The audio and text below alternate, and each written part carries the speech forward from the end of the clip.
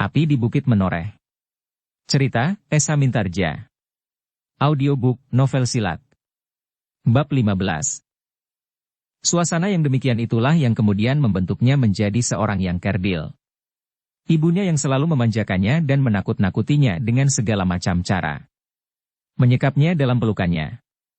Apabila ia bertanya, "Ibu, bukankah ibu dahulu berbangga atas kejantanan ayah?" Maka ibunya akan menjawab, "Sebuah mimpi yang menakutkan anakku. Itu terjadi pada masa-masa ayahmu masih muda. Ternyata kini ayahmu pun menyadarinya. Bahwa tak ada yang dapat dicapainya dengan pedang di tangan. Tak akan ditemui ketentraman dan kedamaian di hati, dan ayahnya pun pernah pula mengatakannya demikian. Namun menurut ayahnya, dunia masih tetap seperti keadaannya. Parah, karena kejahatan, nafsu, kebencian, dan segala macam bentuk kekerasan, karena itu maka segala itu harus mendapat imbangan. Tetapi harus memiliki landasan yang berlawanan. Dan landasan itu adalah cinta kasih antar sesama. Kalau sekali-sekali harus digenggamnya tangkai pedang, maka haruslah dilandasi pula dengan cinta kasih. Untuk menegakkan sendi-sendi kehidupan manusia dan kemanusiaan berdasarkan cinta kasih itu. Dan terjadilah benturan-benturan perasaan di dalam dada Agung Sedayu. Ia menjadi seorang penakut karena ibunya, namun angan-angannya kadang-kadang membumbung tinggi dalam sifat-sifat kejantanan dan kesatriaan. Perasaan-perasaan itulah yang kini sedang saling mendesak. Seorang jantan tidak boleh membiarkan dirinya dihina tanpa sebab. Seorang jantan harus mempertahankan namanya demi kebenaran seperti mempertahankan nyawanya. Kalau nama itu lenyap, maka biarlah lenyap pula nyawanya. Tetapi di lain pihak, betapa tiba-tiba lututnya menjadi gemetar apabila ia dihadapkan pada persoalan-persoalan yang dapat menimbulkan pertentangan. Agung Sedayu yang kini sedang berdiri di arena itu masih mendengar tepuk tangan yang semakin lama menjadi semakin surut. Dilihatnya pula, pamannya sedang berbicara dengan beberapa orang. Di antaranya Ki Demang Sangkal Putung dan Citra Gati. Agaknya mereka sedang sibuk mencari kemungkinan untuk membuat sasaran yang lebih sulit dari sasaran-sasaran yang pernah dibuatnya. Ketika ia berpaling, dilihatnya Sidanti berdiri dengan angkuhnya. Dengan acuh tak acuh anak muda itu melihat Widura yang sedang sibuk itu. Sekali-sekali Sidanti itu memandang berkeliling lapangan dan melambaikan tangannya menyambut lambaian tangan anak-anak muda yang mengaguminya. Agung Sedayu pun kemudian memandang sekeliling lapangan. Orang-orang berjejal-jejal itu seperti sudah tidak sabar lagi menunggu. Beberapa orang yang sudah berteriak-teriak dan dengan tidak sabar mereka melambai-lambaikan tangan mereka. Ketika dilihatnya Sekar Mirah, maka dada Agung Sedayu itu pun berdesir. Gadis itu tersenyum kepadanya. Senyum yang aneh, katanya dalam hati. Baru tadi aku lihat ia tersenyum dan memuji-muji Sidanti. Namun gadis itu mempunyai kesan yang aneh di dalam hatinya. Tiba-tiba timbullah keinginannya agar Sekar Mirah itu selalu tersenyum kepadanya, tidak kepada Sidanti. Sorak-sorai di tepi lapangan, serta senyum Sekar Mirah itu agaknya berpengaruh juga di hati Agung Sedayu. Ternyata di dalam hatinya yang kerdil itu tumbuh juga keinginannya untuk mempertahankan namanya. Sidanti itu pasti tidak akan mendendam, pikirnya, ia seharusnya bersikap jujur. Kalah atau menang. Aku pun demikian juga. Namun aku mengharap untuk memenangkan pertandingan ini. Seandainya Sidanti itu marah kepadaku, biarlah Paman Widura menyelesaikannya, karena itulah maka kemudian Sedayu berketetapan hati untuk berbuat sebaik-baiknya.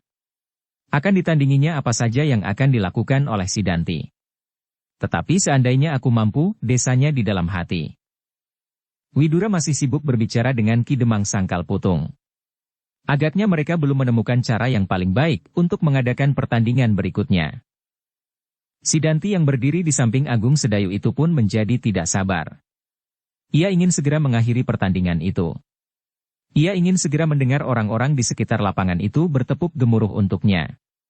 Dan ia ingin anak-anak muda Sangkal Putung melambaikan tangannya kepadanya dan mengeluk-elukannya, mengikutinya di belakang sambil memujinya sampai di kademangan. Dan lebih dari itu, ia ingin Sekar Mirah itu pun berjalan di sampingnya sambil mengumpati Agung Sedayu yang ternyata tidak mampu melampaui kecakapannya. Karena itu, maka anak muda yang sombong itu tiba-tiba berteriak, "Kakang Widura. Marilah kita akhiri pertandingan ini supaya kita tidak berlarut-larut, membidik sasaran yang terlalu baik seperti perlombaan anak-anak saja." Biarlah sekarang aku dapat menganjurkan cara yang baik. Widura, Ki Demang Sangkal Putung, Swandaru, dan orang-orang yang sedang sibuk berpikir itu pun berpaling kepadanya. Dengan ragu-ragu Widura berkata, apakah cara itu? Sidanti berpaling kepada Agung Sedayu, kemudian katanya, namun terserah juga, apakah Adi Sedayu sanggup melakukannya? Kalau tidak, biarlah aku mempertunjukkan permainan itu sendiri. Dengan demikian pemenang pertandingan ini segera dapat ditentukan. Ya, sahut Widura, tetapi bagaimanakah cara itu? Sidanti tersenyum. Jawabnya, agak sukar dimengerti. Tetapi aku pasti dapat melakukannya. Sidanti itu berhenti sebentar. Sengaja ia membiarkan orang-orang yang mendengar kata-katanya itu menjadi semakin bernafsu untuk mengetahuinya. Baru sesaat kemudian ia berkata, cara yang pasti akan menarik perhatian. Ya, sahut Citragati tidak sabar, jangan melingkar-lingkar. Sebutkan cara itu. Jangan tergesa-gesa Kakang Citragati. Kau pasti akan keheranan. Melihat pun kau tak akan dapat mengerti, apalagi melakukannya. Citragati tersinggung karenanya. Maka jawabnya lantang, jangan sombong anak muda. Kau masih belum mampu mengalahkan macan kepatihan di pertempuran, dan melampaui lawanmu di arena pertandingan ini. Sidanti mengerutkan keningnya. Tetapi dengan cepat Widura menengahinya, nah baiklah. Marilah kita mulai. Aku setuju dengan cara apapun yang kehendaki, asal masih dalam batas kemungkinan dan tidak berbahaya. Kalau Sedayu tidak sanggup melakukannya, maka ia dapat dianggap kalah. Sidanti mengangguk-anggukan kepalanya. Kembali ia tersenyum dan sekali lagi ia memandang wajah Agung Sedayu. Kini Agung Sedayulah yang menjadi acuh tak acuh. Apapun cara itu, ia akan menerimanya. Kalau masih mungkin dilakukan oleh Sidanti maka ia pun akan mempunyai kemungkinan yang sama. Citragati masih bersungut-sungut, bahkan katanya dalam hati, Widura terlalu memanjakannya, sehingga kepentingan kemenakannya sendiri sama sekali tidak diperhatikannya. Dalam pada itu terdengarlah Sidanti berkata, Kakang Widura, perintahlah salah seorang melepaskan anak panah menyilang lapangan ini melambung ke udara. Nah, biarlah kami mencoba mengenainya. Widura tertegun mendengar pendapat itu. Apalagi Ki Demang Sangkal Putung. Bahkan sesaat Citragati pun terbungkam, namun kemudian bergumam lirih, aneh, benar-benar aneh. Sidanti melihat orang-orang itu menjadi keheranan. Karena itu, maka ia menjadi semakin menengadahkan dadanya.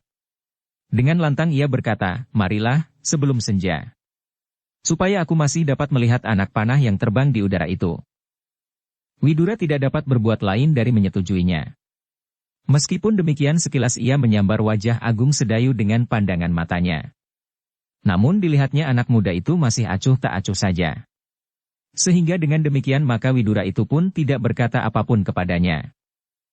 Sidanti yang melihat Agung Sedayu sama sekali tidak terperanjat mendengar usulnya itu, maka ialah yang menjadi heran. Apakah anak itu tidak mendengar, atau anak itu pun akan acuh tak acuh terhadap pertandingan berikutnya? Dan teka-teki itu ternyata telah mendebarkan jantung Sidanti. Meskipun demikian, ia masih dapat berteriak nyaring di dalam hatinya, ayolah Agung Sedayu, yang merasa menjadi pemanah terbaik di Sangkal Putung, tandingilah Sidanti. Widura itu pun kini mengumumkan cara yang akan ditempuh atas usul Sidanti. Belum lagi mereka mulai dengan pertandingan itu, maka lapangan itu telah menjadi gempar. Para penonton yang keheran-heranan itu telah menyambut pengumuman Widura dengan tepuk tangan dan sorak-sorai yang bergelora. Hudayalah yang mendapat tugas untuk melepaskan anak panah menyilang garis bidik Sidanti dan Agung Sedayu. Ia sendiri tidak dapat mengerti bagaimana cara anak-anak muda itu akan membidikkan anak panahnya. Namun Hudaya itu bergumam pula di dalam hatinya, bukan suatu hal yang tak mungkin. Sebab laju anak panah itu dapat diperhitungkan. Tetapi kemudian Swandaru pun menjadi gelisah. Ialah yang pertama-tama berteriak-teriak sepanjang jalan, bahwa bukan Sidanti lah pemanah terbaik di Sangkal Putung. Namun sekarang ia mendengar sendiri usul Sidanti itu. Memanah sebatang anak panah yang melaju di udara, tentu lebih sukar mengenai sasaran kepala orang-orangan itu. Karena itu ia masih belum dapat menebak, apakah Agung Sedayu dapat juga berbuat sebaik Sidanti. Kalau kemudian Agung Sedayu tak mampu menandingi Sidanti, maka ia pun pasti akan mendapat banyak kesulitan. Agung Sedayu pasti akan marah padanya dan Sidanti akan semakin mentertawakannya. Karena itu, maka Swandaru itu pun mendekati Agung Sedayu yang berdiri tegak di tempatnya. Bisiknya perlahan-lahan, bagaimanakah Tuan? Apakah Tuan mungkin juga berbuat demikian? Agung Sedayu menggeleng lemah, jawabnya, entahlah Swandaru. Swandaru menjadi semakin gelisah. Dalam pada itu, Hudaya pun telah siap pula. Kini Widura sendirilah yang memegang bende untuk memberi tanda kepada Hudaya, kapan ia harus melepaskan anak panahnya. Ketika kemudian Sidanti telah menganggukkan kepalanya, maka dibunyikahlah bende itu. Dan Hudaya menarik tali busurnya pula. Sambil tersenyum ia membidik anak panah yang terbang itu. Orang-orang yang berjejal-jejal di tepi lapangan itu menjadi diam kaku seperti beratus-ratus patung yang berjajar-jajar. Semuanya memandang ke arah anak panah Sidanti. Dan sesaat kemudian anak panah itu meloncat dari busurnya. Cepat, melampaui kecepatan anak panah Hudaya. Semua mata pun kemudian seakan-akan terpancang pada anak panah itu. Wajah-wajah yang tegang dan hati yang tegang pula. Yang terjadi kemudian, betapa lapangan itu menjadi menggelegar, seakan-akan 1000 guntur meledak di langit. Tepuk tangan sorai-sorai dan bahkan di antara mereka melonjak-lonjak dan menari-nari. Anak-anak muda saling berteriak-teriak dan orang-orang tua mengangguk-anggukan kepala mereka. Luar biasa. Luar biasa, desisnya. Citragati menggigit bibirnya, sedang Hudaya menggaruk-garuk kepalanya. Widura pun sesaat terpaku diam di tempatnya. Semua mata melihat, anak panah Sidanti itu seakan-akan menyongsong anak panah Hudaya dalam garis silang. Dan pada suatu titik yang condong, anak panah Sidanti berhasil mengenai ekor anak panah Hudaya, sehingga kedua anak panah itu pun kemudian terpelanting dan berubah arahnya masing-masing. Ketika Sidanti berpaling ke arah Sekar Mirah, dilihatnya gadis itu melonjak-lonjak sambil mengacung-acungkan tangannya. Dahsyat, teriaknya. Sidanti tersenyum sambil mengangguk-anggukan kepalanya. Kemudian dilambaikannya tangannya kepada orang-orang yang masih saja berteriak-teriak tak jemu-jemunya. Betapa mereka menjadi kagum. Seakan-akan mereka tak percaya bahwa hal yang demikian dapat terjadi. Dua batang anak panah saling berkejaran di udara. Tetapi ternyata hal itu telah terjadi di hadapan mata kepala mereka. Dan karena itu, maka mereka pun menjadi takjub. Gemuruh di lapangan itu pun kemudian mereda, ketika mereka melihat Widura mengangkat tangannya. Kemudian dengan tangannya pula Widura memberi isyarat kepada Hudaya untuk bersiap-siap. Kini pertandingan itu sampai pada penentuan terakhir. Semua orang itu pun kini terpaku memandang Agung Sedayu. Namun semua orang itu pun telah menjadi ragu-ragu pula. Apakah Agung Sedayu juga dapat melakukannya? Swandaru yang berdiri di belakang Agung Sedayu telah menjadi gemetar karenanya. Ia sama sekali tidak menyangka bahwa Sidanti itu mampu berbuat demikian menakjubkannya. Dalam dada anak muda itu pun kini menjalar kebimbangan yang semakin lama semakin tebal. Karena itu, maka tubuhnya telah menjadi basah oleh keringat dingin yang mengalir tak putus-putusnya. Apakah kau sudah siap Sedayu? Terdengar suara Widura perlahan-lahan. Terasa pula pada nada suaranya, keraguan-raguan terhadap kemenakannya itu. Agung Sedayu itu pun mengangguk perlahan. Jawabnya, sudah paman. Widura memandang kemenakannya itu dengan seksama. Seakan-akan ia menyesal juga atas pertandingan yang dilakukan itu. Kalau Agung Sedayu gagal, maka jiwanya yang kerdil itu akan menjadi semakin kerdil. Ia akan menjadi semakin merasa dirinya tak berharga. Sedang Sidanti telah melakukan suatu permainan yang mengagumkan. Meskipun demikian, pertandingan itu harus dilangsungkan. Kalah atau menang. Sedayu harus menghadapinya dengan jujur. Maka, setelah semuanya siap, dengan ragu-ragu Widura memukul bendenya sebagai pertanda bahwa Hudaya harus melepaskan satu anak panah lagi. Perlahan-lahan Hudaya mengangkat busurnya. Semua mata seakan-akan melekat pada anak panah itu. Dan sesaat kemudian, anak panah Hudaya yang kedua lepas dari busurnya, melambung ke udara seperti anak panahnya yang pertama. Kini semua mata dengan cepatnya berpindah ke tangan Agung Sedayu. Ternyata Agung Sedayu tidak membidik perlahan-lahan seperti Sidanti. Ia tidak menunggu anak panah Hudaya melampaui titik yang tegak lurus di hadapannya. Dengan tangkasnya ia menarik tali busurnya kuat-kuat, seakan-akan busur itu ingin dipatahkannya. Kemudian, semua orang menjadi tegang karenanya. Kini anak panah itu melontar dengan cepat, secepat petir menyambar di langit. Para penonton tidak mendapat kesempatan yang cukup untuk melihat anak panah itu. Namun yang terjadi kemudian telah memukau mereka. Bahkan karena itu, maka lapangan itu menjadi sunyi senyap. Seandainya sebatang jarum terjatuh, maka suaranya pasti akan mengejutkan seperti suara guru. Yang terdengar kemudian adalah suatu derak di udara. Kemudian sepi kembali. Sesepi padang yang tak berpenghuni. Beratus-ratus pasang mata tak sempat berkedip, sedang beratus-ratus mulut menjadi ternganga karenanya. Seperti orang bermimpi mereka melihat anak panah Agung Sedayu secepat tatit menyambar anak panah Hudaya tepat di tengah-tengah. Demikian kerasnya anak panah Agung Sedayu sehingga anak panah Hudaya menjadi retak di tengah-tengah, dan terlontar ke samping terbawa oleh anak panah Agung Sedayu. Dukung channel Novel Silat dengan subscribe, follow, like, komen dan share. Demikian kedua anak panah itu jatuh di tanah, mak semua orang yang terpukau itu seakan-akan terbangun dari mimpinya. Dengan serta-merta maka meledaklah sorak-sorai mereka. Seperti gemuruhnya gunung runtuh menimpa ombak lautan yang dahsyat. Menggelegar beruntun susul menyusul. Tidak saja anak-anak, namun orang-orang dewasa, anak-anak muda sangkal putung pun berloncat-loncatan di lapangan itu. Menari-nari dan melemparkan apa saja ke udara. Caping-caping mereka, ikat pinggang selebar telapak tangan, tongkat-tongkat dan bahkan terompah-terompah mereka.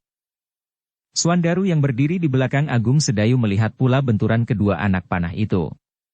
Terasa dadanya menjadi bergetar seakan-akan benturan anak panah itu terjadi di dalam rongga dadanya.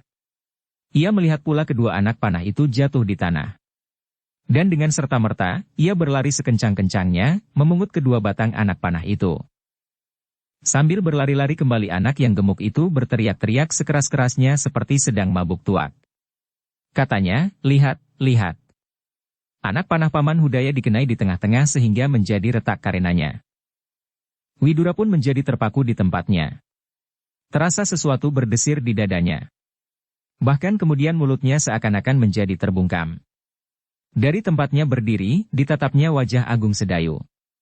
Dan seakan-akan terpancar dari wajah itu, bayangan wajah ayahnya. Kisadewa, ipar Widura itu. Wajah itu pun tampaknya memancarkan kerendahan hati yang tulus. Karena itu maka timbullah iba hatinya, kalau selama ini anak itu dibiarkannya kecemasan tentang nasibnya. Dan tiba-tiba pula terpancarlah janji di dalam hatinya, kalau aku mampu, biarlah aku mencoba menjadikannya seorang anak muda yang berhati jantan. Kecakapannya bermain panah, ketampilannya berolah pedang dan bahkan kekuatan-kekuatan jasmaniah yang tersimpan di dalam tubuhnya, pasti akan memungkinkan anak itu melampaui anak-anak sebayanya, bahkan akan dapat melampaui diriku sendiri. Yang benar-benar tak dapat menahan perasaannya adalah Sekar Mirah. Gadis itu benar-benar lupa akan dirinya. Seperti kuda yang lepas dari ikatannya ia berlari kencang-kencang ke arah Agung Sedayu yang masih berdiri di tempatnya. Namun tiba-tiba langkahnya terhenti. Terasa seseorang menangkap tangannya dan menariknya. Apakah yang akan kau lakukan? Sekar Mirah berpaling. Dilihatnya ayahnya memandangnya dengan tajam. Dan Sekar Mirah pun menundukkan wajahnya. Jawabnya, tidak apa-apa ayah. Ingat Mirah, berkata ayahnya, kau adalah seorang gadis. Aku tidak akan berbuat apa-apa ayah, sahut Sekar Mirah sekali lagi. Ki Demang Sangkal Putung melepaskan tangannya sambil berkata, jangan menodai namamu sendiri. Bersoraklah kalau kau mau bersorak. Berteriaklah kalau kau mau berteriak. Namun di tempatmu. Tak perlu kau pergi mendekat. Baik Sidanti maupun Agung Sedayu. Sekar Mirah menggigit bibirnya. Namun dengan demikian ia mulai menyadari dirinya, bahwa ia kini berada di tengah-tengah ratusan orang yang menyaksikan pertunjukan itu. Karena itu, ia harus lebih hati-hati membawa diri. Meskipun demikian ia berkata juga, ayah, aku hanya ingin mengucapkan selamat atas kemenangan Agung Sedayu. Siapa bilang ia menang, semuanya yang mendengar pertanyaan itu menjadi terkejut, sehingga serentak mereka berpaling. Ternyata mereka melihat Sidanti dengan wajah yang merah membara. Dengan tajamnya ia memandang Sekar Mirah yang masih berdiri di samping ayahnya. Agaknya Sidanti telah mendengar Sekar Mirah memuji Agung Sedayu dengan kemenangannya. Ketika Sekar Mirah melihat wajah Sidanti itu, hatinya menjadi berdebar-debar. Namun ia merasa berhak berbuat apapun sekehendaknya. Karena itu, maka ia tidak mau dibentak-bentak oleh Sidanti. Tetapi sebelum ia menjawab, terasa ayahnya menggamitnya sambil berbisik, diamkan anak itu. Sekar Mirah memandangi wajah ayahnya dengan kecewa. Tetapi ia tidak berani melanggarnya. Namun ternyata terdengar jawab dari arah lain, bukankah sudah, ternyata bahwa bidikan Agung Sedayu lebih baik dari bidikanmu. Warna merah di wajah Sidanti menjadi semakin menyala. Apalagi ketika ia menyadari bahwa suara itu suara Swandaru. Demikian marahnya Sidanti sehingga untuk sesaat ia bahkan menjadi terbungkam. Namun tubuh dan dadanya menjadi bergetar. Agung Sedayu yang melihat wajah Sidanti itu pun tiba-tiba menjadi cemas pula. Apakah anak itu akan menjadi marah? Bahkan bukan saja Agung Sedayu, tetapi juga Widura menjadi cemas. Karena itu segera wajah melangkah maju. Diangkatnya kedua tangannya tinggi-tinggi sambil berteriak di antara sorak para penonton yang masih saja menggema, katanya, pertandingan sudah selesai. Kedua-duanya berhasil mengenai panah-panah yang masih berada di udara. Karena itu maka kedua-duanya memiliki kecakapan membidik yang sama. Dengan demikian dalam pertandingan ini tidak ada yang menang dan tidak ada yang kalah. Mendengar keputusan itu, sorak para penonton justru menjadi diam. Mereka merasa aneh atas keputusan itu. Meskipun benar, kedua-duanya dapat mengenai sasarannya, namun terasa bidikan Agung Sedayu lebih tepat dari bidikan Sidanti. Karena itu menurut mereka Agung Sedayu dapat dianggap memenangkan pertandingan ini. Bahkan hampir bersamaan Hudaya, Citragati, Sendawa meloncat masuk ke lapangan. Yang mula-mula berkata adalah Citragati, apakah penilaian ini cukup adil? Widura mengerutkan keningnya mendengar pertanyaan itu. Pertanyaan itu adalah wajar dan bahkan di dalam dirinya sendiri, timbul pula pertanyaan semacam itu. Namun demikian, tebaran pandangan Widura tidak saja terbatas di tengah-tengah lapangan dan membiarkan perasaannya berbicara. Pandangannya telah jauh melampaui batas-batas yang dapat dilihatnya di tempat yang sempit itu. Dilihatnya di suatu tempat Tohpati telah mulai menyusun kekuatannya, dan di tempat lain Ki Tambak Wedi seakan-akan selalu mengintipnya. Karena itu, ia dengan pertimbangan yang masak ia menjawab, kita tidak menentukan, bagian manakah yang harus dikenai oleh pemanah-pemanahnya. Kita hanya melepaskan anak panah ke udara. Nah, salah seorang dari para pemanah itu membidik ekornya, yang lain membidik tepat di tengah-tengah. Dan keduanya mengenai tepat di arah yang dikehendakinya. Bukankah dengan demikian kedua-duanya telah berhasil? Hudaya menggeleng-gelengkan kepalanya sambil menjawab, kami menjadi saksi. Perasaan kami, aku dan para penonton, mengatakan bahwa Agung Sedayu lebih baik dari Sidanti. Widura mengerutkan keningnya. Ia benar-benar berada di tempat yang sulit. Ia tidak mau melepaskan Sidanti. Tetapi Hudaya, Citragati, Sendawa dan beberapa orang itu adalah orang-orang yang mempunyai pengaruh yang kuat di antara laskarnya. Sudah tentu ia tidak dapat bekerja berdua saja dengan Sidanti, atau dengan 1-2 orang yang lain.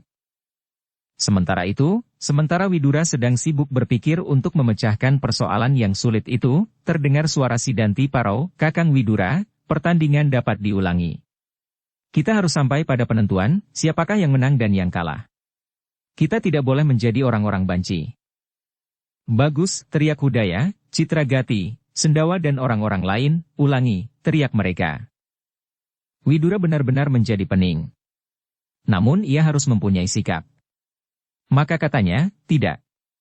Pertandingan sudah selesai. Tak ada gunanya kita ulangi. Aku sudah tahu pasti. Hasilnya akan sama saja. Keduanya akan mendapat nilai yang sama. Tidak, teriak Sidanti. Aku menuntut perlakuan yang adil. Tidak ada yang menentukan arah bidikan pada panah yang dilepaskan oleh Kakang Hudaya. Tetapi meskipun aku mengenai tempat yang aku kehendaki, namun orang-orang menganggap bidikan Adi Sedayu lebih tepat. Aku ingin menghilangkan kesan itu. Widura menggeleng. Sudah aku katakan. Aku akan menyelenggarakannya lain kali.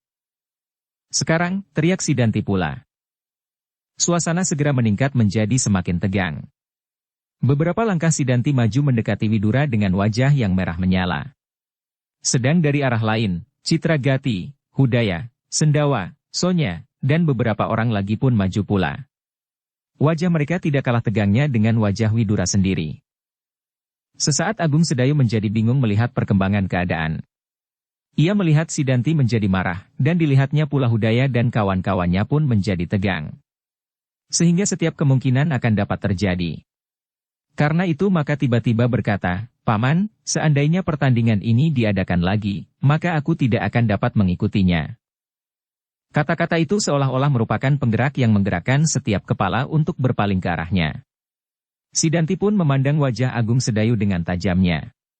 Dan bahkan Citragati yang tidak dapat menahan perasaannya berteriak, "Kenapa?" Sedayu menjadi berdebar-debar. Jawabnya, "Aku tidak dapat melakukan permainan yang lebih baik.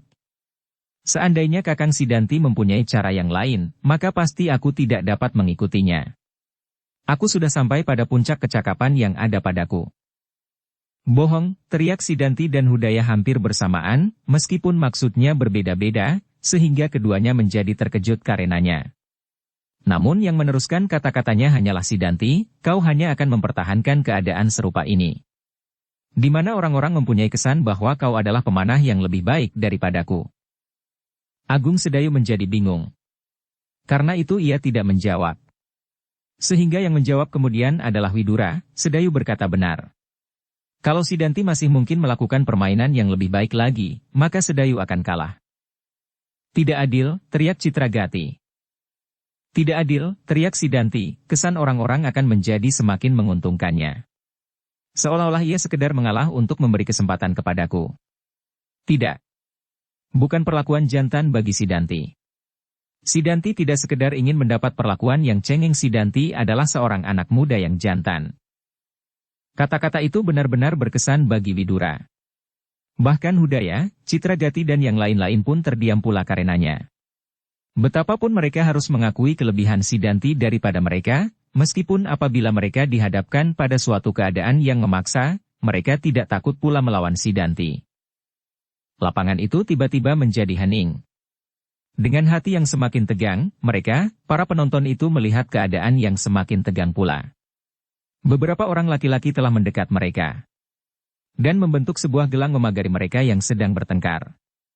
Yang berkata kemudian adalah Widura tegas, "Tak akan ada pertandingan lagi." "Ada," sahut Sidanti. Sekali lagi Widura menjawab lebih keras, "Tidak." Tetapi tiba-tiba hati Widura itu berdesir. Di tengah-tengah lingkaran orang-orang yang melihat keributan itu, tiba-tiba terjatuh sebuah benda yang benar-benar mengejutkannya. Sepotong besi yang lengkung hampir berbentuk lingkaran. "Setan," Widura mengumpat di dalam hati. "Kitambak Wedi itu ada pula di sini." Ketika ia memandang wajah Sidanti, dilihatnya anak muda itu tersenyum. Senyum yang sangat menyakitkan hati. Sementara itu beberapa orang menjadi heran juga. Namun tak seorang pun di antara mereka yang melihat, siapakah yang telah melemparkan sepotong besi di tengah-tengah mereka. Meskipun demikian, beberapa orang menjadi berdebar-debar. Meskipun mereka tidak tahu arti sepotong besi itu selain Widura, namun mereka merasakan sesuatu yang tidak wajar. Ternyata benda itu sangat berpengaruh bagi Widura. Ia tidak tahu pasti maksud Kitambak Wedi, namun ia dapat menduga bahwa Kitambak Wedi telah memperkuat pendapat muridnya. Dengan demikian maka Widura itu berpikir dan berpikir sehingga kepalanya hampir meledak karenanya. Ditinjaunya segenap segi-segi. Kalai ia mengadakan pertandingan sekali lagi maka persoalannya tidak akan terpecahkan. Apalagi Sidanti merasa bahwa ada semacam perlakuan yang tidak wajar terhadapnya. Menang atau kalah, Sidanti pasti akan kecewa. Kalau ia kalah, maka darahnya pasti akan semakin menyala, tetapi kalau ia kalah, maka ia akan menyangka bahwa Agung Sedayu tidak bersungguh-sungguh. Tetapi ternyata guru Sidanti itu telah ikut campur pula. Bagi Widura yang sebaik-baiknya adalah bubar. Pulang ke Kademangan. Namun Sidanti menolak dan gurunya memperkuat. Sehingga untuk menjaga ketenangan Kademangan, apakah ia harus memenuhi permintaan Sidanti yang juga merupakan permintaan dari Hudaya, Citragati dan yang lain-lain, meskipun dalam perhitungan yang berlawanan? Widura menarik nafas dalam-dalam. Hampir saja ia hanyut oleh kehendak orang-orang yang sedang kehilangan kejernihan pikiran itu. Hampir ia kehilangan ketetapan hati sebagai seorang pemimpin. Dalam keadaan yang demikian itu, ketika dada Widura sedang bergetar karena benturan-benturan pertimbangannya, maka sekali lagi orang-orang yang berdiri melingkar itu terkejut. Kali ini mereka melihat sebuah cemeti kuda melenting dan jatuh hampir menimpa Widura. Widura pun terkejut pula karenanya. Tetapi tiba-tiba jantungnya serasa berhenti. Dengan nanar ia memandang berkeliling.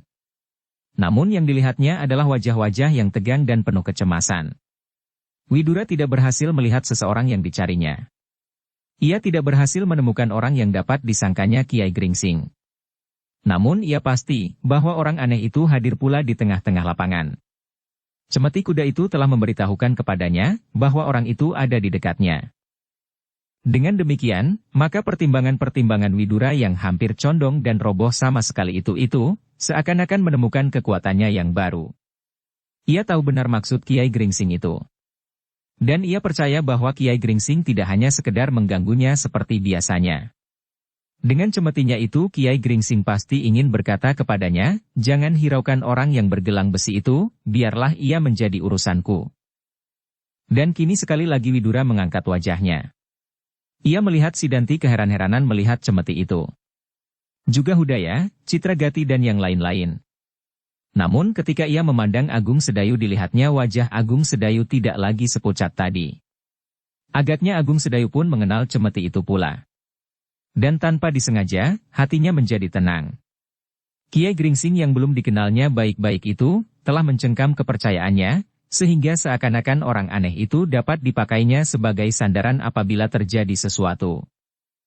Ketegangan itu kemudian dipecahkan oleh suara Widura tegas dan lantang, tidak ada apa-apa lagi. Itulah keputusanku. Terdengar gigi Sidanti gemeretak. Betapa dadanya dibakar oleh kemarahan. Dengan demikian, maka setiap orang disangkal putung dan setiap orang yang melihat pertandingan itu, termasuk kawan-kawannya sendiri, akan tetap berkesan bahwa Agung Sedayu telah mengalahkannya. Karena itu maka sekali lagi ia mencoba memaksakan kehendaknya, katanya, Kakang Widura, aku minta pertandingan diadakan lagi. Widura menggeleng, namun sebelum ia menjawab terdengarlah Citragati berkata, apakah keberatannya Kakang? Marilah kita melihat keadaan dengan jujur. Siapa yang kalah biarlah ia kalah dan siapa yang menang biarlah ia menang. Setan atau malaikat. Dengan demikian kita melihat kenyataan dengan pasti. Widura mengerutkan keningnya. Dengan tajam ia memandang Citragati. Jawabnya, apakah tujuan kita berada di sangkal putung ini? Apakah kita hanya sekedar ingin mengetahui siapakah di antara kita yang paling sakti dan paling cakap? Bahkan apakah cukup apabila kita menemukan siapakah di antara kita yang paling benar dan paling jujur? Sedang tujuan pokok dari perjuangan kita tidak selesai. Ayo, katakan kepadaku, apakah dengan saling ribut di antara kita, Tohpati dapat terselesaikan? Sisa-sisa Laskar Jipang akan dapat kita batasi kegiatannya, atau bahkan kita hancurkan. Sekarang katakan padaku, apakah tujuan pertandingan ulangan ini jujur pula, sekedar untuk mendapatkan pemenangnya dengan kukur? Atau karena keinginan kita sekalian untuk menunjuk kelemahan orang lain dan menghinakannya? Kata-kata itu benar-benar menusuk jantung Citragati. Sehingga orang itu pun kemudian menundukkan wajahnya. Demikian juga Hudaya, Sendawa yang bertubuh raksasa dan Sonya yang kecil serta beberapa orang lainnya. Mereka merasakan kebenaran kata-kata Widura itu. Sebenarnya lah bahwa pertandingan ulangan itu pun tidak dilakukan dengan tujuan jujur. Karena itu, maka mereka pun menjadi terdiam karenanya. Sisa-sisa Laskar Jipang akan dapat kita batasi kegiatannya, atau bahkan kita hancurkan. Sekarang katakan padaku, apakah tujuan pertandingan ulangan ini jujur pula, sekedar untuk mendapatkan pemenangnya dengan kukur? Atau karena keinginan kita sekalian untuk menunjuk kelemahan orang lain dan menghinakannya? Tetapi ternyata kata-kata itu tanpa disengaja telah menjadikan Sidanti makin marah. Ia merasa bahwa di dalam kata-kata itu tersembunyi pengertian-pengertian yang seakan-akan memastikan bahwa Agung Sedayu akan dapat memenangkannya pula. Lebih-lebih menurut anggapan Citragati. Karena itu, Sidanti tidak mau diam. Apalagi ketika diingatnya bahwa gurunya ada pula di tempat itu. Katanya, kenapa Kakang Widura takut melihat kenyataan seandainya Adi Sedayu itu tak mampu menandingi kecakapanku? Sekali lagi dada Widura berdesir. Namun ia harus menahan diri. Ia tidak boleh hanyut dalam arus perasaannya, supaya anak buahnya tidak menjadi berantakan karenanya. Tetapi sebelum ia menjawab tiba-tiba meloncatlah seorang gadis yang telah kehilangan pengamatan diri. Digoncang-goncangnya tubuh Agung Sedayu sambil berteriak, kenapa Tuan diam saja? Kenapa Tuan tidak menyanggupinya dan membuktikannya bahwa Tuan dapat memenangkannya? Bukan main terkejutnya Widura dan Agung Sedayu sendiri. Tetapi Hudaya, Citragati dan Sendawa sama sekali tidak terkejut. Sejak tadi mereka melihat gadis itu menjadi gelisah. Sekali-sekali ia maju, namun kemudian mundur kembali. Mereka melihat gadis itu meremas-remas tangannya sendiri dan bahkan menghentak-hentakkan kakinya. Tetapi yang terkejut sekali adalah Ki Demang Sangkal Putung. Dengan cepatnya ia meloncat dan menarik anaknya itu ke tepi. Dengan marahnya ia membentak, "Mirah, apakah kau sudah menjadi gila?" Sekar Mirah, gadis yang selalu hanyut menurut arus perasaannya itu pun terkejut pula. Karena itu ia menyesal, namun hal itu telah terlanjur dilakukannya. Ketika ia mencoba melihat wajah-wajah di sekitarnya, maka seakan-akan mereka itu memandangnya dengan heran, sehingga kemudian Sekar Mirah itu pun menundukkan wajahnya. Tetapi apa yang dilakukan Sekar Mirah itu ternyata seakan-akan minyak yang ditumpahkan ke dalam api yang menyala di dada Sidanti. Gadis itu benar-benar telah menggelapkan matanya. Gadis yang selalu mengganggu perasaannya itu. Karena itu tiba-tiba ia berteriak, "Aku akan melangsungkan pertandingan." Disetujui atau tidak disetujui? Tidak ada sasaran yang lebih baik yang harus kita kenai. Ayo Sedayu bersiaplah. Sasaran itu adalah kita masing-masing. Kata-kata Sidanti itu seperti guruh yang menyambar setiap telinga yang mendengarnya. Kata-kata itu jelas mereka mengerti maksudnya. Bukankah dengan demikian Sidanti telah menjerumuskan dirinya dalam suatu perang tanding dengan senjata panah? Belum lagi gema kata-kata itu lenyap, terdengar Sidanti itu berkata pula, "Kita tentukan cara-cara menurut kehendak kita sendiri. Jangan hiraukan orang lain kalau kau jantan. Kita berdiri beradu punggung. Kita melangkah maju masing-masing 10 langkah. Kemudian siapakah di antara kita yang paling cepat memutar tubuh kita, membidikan anak panah dan mengenai kepala lawan, itulah yang menang. Kita akan tahu dengan pasti, siapakah yang lebih baik di antara kita. Sebab yang kalah dapat segera ditandai, mati." Denyut nadi Sedayu terasa berhenti karenanya. Tantangan itu tak disangka-sangkanya. Karena itu betapa tiba-tiba terasa lututnya menjadi gemetar. Mati.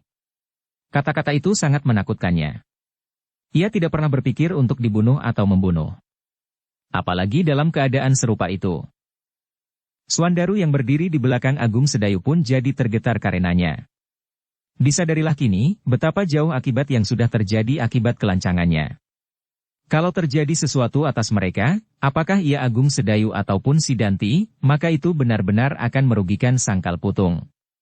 Sidanti telah berhasil menyelamatkan hidupnya pada saat ia melawan Tohpati, dan Sedayu pun selamat pula meskipun ia berpapasan dengan Pandai Besi Sendang Gabus, alap-alap Jalatunda berempat. Dan sekarang, salah seorang dari mereka harus mati karena tangan keluarga sendiri. Dengan demikian maka Suandaru itu pun menyesal tak habis-habisnya. Tetapi ia sama sekali tidak tahu bagaimana ia harus memperbaiki kesalahannya. Apalagi sekali-sekali ia melihat ayahnya memandanginya dengan penuh penyesalan pula. Widura masih tegak seperti patung. Kata-kata Sidanti itu tak disangka-sangkanya. Juga Hudaya, Citragati dan kawan-kawannya pun tidak menyangka. Namun Widura memakluminya bahwa Sekar Mirahlah sebab langsung dari keputusan Sidanti itu. Ketika Widura itu memandang Agung Sedayu, ia melihat anak itu gemetar. Beberapa orang lain pun melihat pula. Namun mereka mempunyai sangkaan lain. Seperti Sidanti yang gemetar karena marah, maka mereka pun menyangka bahwa Agung Sedayu menjadi marah pula. Namun kemarahannya itu ditahannya, karena anak muda yang patuh itu takut benar kepada pamannya. Dengan demikian maka semua mata kini memandang kepada Widura, seakan-akan semua menunggu keputusan apakah yang akan diambilnya. Tetapi kepala Widura itu benar-benar akan pecah karenanya. Ia kini tidak tahu bagaimana ia akan mengatasinya. Apakah ia sendiri harus mengambil keputusan yang dapat berakibat dirinya sendiri yang harus berkelahi seperti beberapa waktu yang lalu. Dan ternyata pula terdengar Sidanti berkata, "Kali ini aku tidak mau dihalang-halangi. Siapapun yang mencoba mencegahnya, orang itulah yang akan menjadi lawanku. Sekarang atau kapanpun." Lapangan itu benar-benar dicengkam oleh ketegangan. Tak seorang pun yang berani berkata sepatah kata pun. Mereka melihat wajah-wajah yang kaku. Widura, Hudaya, Citragati, Agung Sedayu, Suandaru, Ki Demang Sangkal Putung, Sekar Mirah dan Sidanti sendiri. Bahkan wajah Sidanti itu kini benar-benar telah menjadi merah biru. Widura yang tahu benar perasaan Agung Sedayu, menjadi semakin bingung. Kalau saja anak itu berani dan menghadapinya dengan tatak, maka ia yakin bahwa si Danti tak akan dapat mendahuluinya. Widura itu yakin benar, bahwa anak-anak Kisah Dewa telah mewarisi keahliannya dalam berbagai senjata bidik. Tetapi hati Agung Sedayu adalah hati yang kerdil. Meskipun demikian, apabila keadaan memaksa ia harus membesarkan hati anak itu. Ia harus mencoba meyakinkan bahwa ia akan menang. Dan keputusan itu akhirnya menjadi bulat di dada Widura. Ia tidak melihat persoalan lain lagi. Namun ia hanya ingin merubah tata cara pertandingan itu. Tidak sampai mati. Dan yang harus dikenai bukanlah tempat-tempat yang berbahaya. Namun apakah si Danti yang menjadi seolah-olah gila itu mau menerimanya dan apakah meskipun sudah diperlunak itu Agung Sedayu berani menghadapinya? Dada Widura menjadi semakin berdebar-debar ketika ia mendengar si Danti berteriak, "Minggir. Pertandingan akan dimulai." Ketika semua orang menyibak, maka Agung Sedayu menjadi semakin takut. Dipandangnya wajah pamannya, dan hampir-hampir ia berteriak memanggilnya. Hampir ia kehilangan rasa malunya untuk sedikit saja mempertahankan namanya yang selama ini menjadi semakin dikagumi. Lingkaran yang mengitari mereka yang sedang dibakar oleh ketegangan itu, semakin lama menjadi semakin luas. Sementara itu si Danti sudah bergerak setapak maju. Namun Widura dengan wajah yang tegang kaku masih berdiri di tempatnya. Ketika ia memandang wajah si Danti, dilihatnya wajah itu telah benar-benar menjadi sedemikian liarnya. Dalam pada itu, Widura pun menyadari bahwa si Danti benar-benar tak akan dapat diajak berbicara. Kehadiran gurunya agaknya berpengaruh juga kepadanya. Sebab dengan demikian ia menyangka bahwa apa yang dikehendakinya pasti akan terpenuhi. Tetapi Widura itu pun memperhitungkan kehadiran Kiai Gringsing. Ia tidak tahu pasti apakah Kiai Gringsing akan dapat mengimbangi kekuatan Ki Tambak Wedi apabila diperlukan.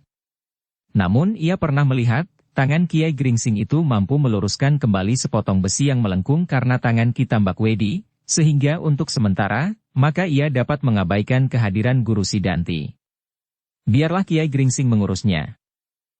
Ketika keadaan semakin meningkat, maka Widura tidak dapat tetap berdiam diri di tempatnya. Ia harus berbuat sesuatu. Kalau mungkin mengurungkannya. Kalau tidak, apapun yang dapat mengurangi kemungkinan-kemungkinan yang tak diharapkan. Karena itu, maka dengan lantang ia berkata, "Bagus, pertandingan akan segera dimulai. Tetapi kita belum menentukan peraturannya." "Aku tidak memerlukannya," teriak si Danti. "Aku sudah menetapkan peraturan itu." "Apakah hakmu?" bertanya Widura. "Akulah yang berkepentingan," jawab si Danti. "Aku yang berkuasa di sini," sahut Widura tidak kalah lantangnya, "aku akan membuat peraturan." "Tidak," jawab si Danti pula, "apapun yang akan kau lakukan, aku tetap pada pendirianku. Aku akan membidik jantung Agung Sedayu dan membunuhnya."